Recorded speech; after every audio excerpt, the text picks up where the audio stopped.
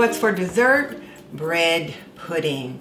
We had an early dinner today, what some people might call a Sunday lunch, and I decided I wasn't going to make another meal for today, but I do like to enjoy dessert on Sunday, and I've got a budget-friendly, old-fashioned dessert that is perfect for Sunday dinner or to accompany Sunday dinner, but today it's going to be in place of. So let's get it started.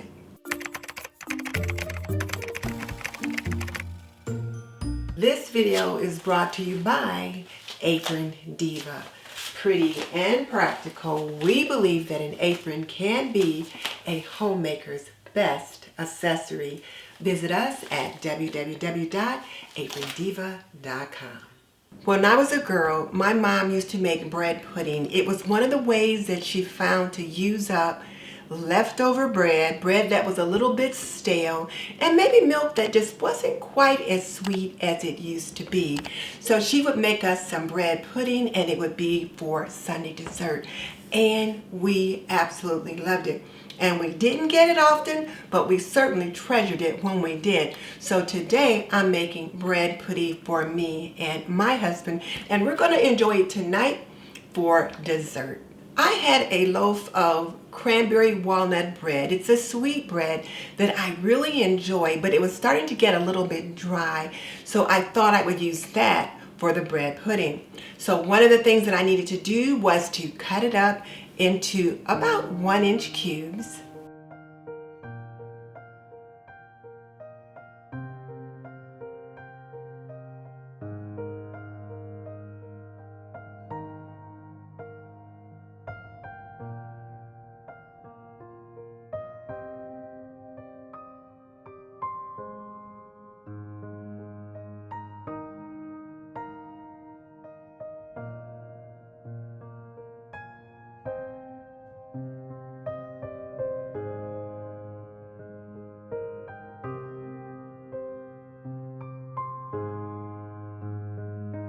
And then I'll put it in the oven on 200 degrees to just let it come to dry out just a little bit more.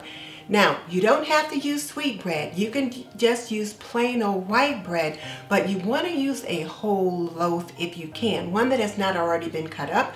But if you've got sliced bread, that will work just fine too. You just want to make sure that you dry it, and then you're going to cut it up into about 1-inch cubes. One of the things that I did to give this bread pudding extra flavor was to treat my raisins. I put my 1 cup of raisins into a bowl, and then I poured a cup of orange juice over them just to get them to plump up a little bit and to be a little bit sweeter. So the raisins and the cranberry combination in this bread pudding is going to be amazing. And I'll let those sit for about 45 minutes to an hour while I get some other things done. Now, instead of using orange juice to soak the raisins, you can soak them in a little brandy or bourbon if you choose, but I tend to like to keep my recipes kid-friendly, so when I can, I will use orange juice or apple juice or something like that. So in this particular bread pudding recipe, we are going to use a can of sweetened condensed milk, and then we're going to add some other goodies to make the custard that you get when you have bread pudding. Now, I've made bread pudding once before, and it was a vintage recipe. I will link that with an iCard above and in the description box below if you want to check that out.